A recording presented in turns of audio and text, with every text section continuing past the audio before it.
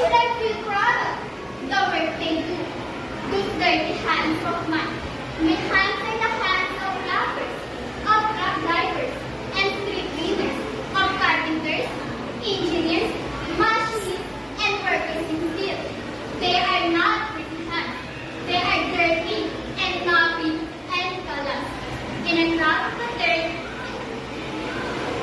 And I'm proud of the dirt and the knobs and the calluses.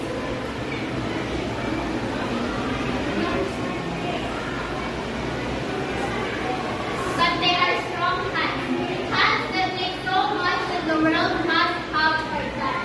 Someday, I think the world should go down on its knees and kiss all the dirty hands of the working world. As in the days gone past, I would like to kiss the hands of Lady Spring. I'm proud of my dirty hands. The world has kissed such hands. The world will always kiss such hands. Men and women who travel and live in the hands of him who held the hammer and saw and played.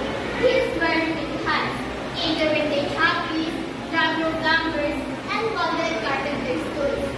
They were working minds, hands strong, capable, proud hands, and were pretty hands when the executioners got through them.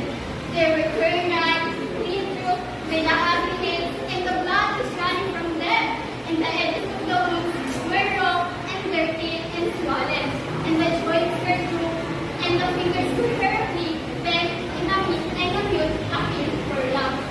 They weren't pretty hands then, but oh God, they were beautiful. Those hands of the Savior, I'm proud of those dirty hands, hands of the Savior, hands of God. And I'm proud of my hands, dirty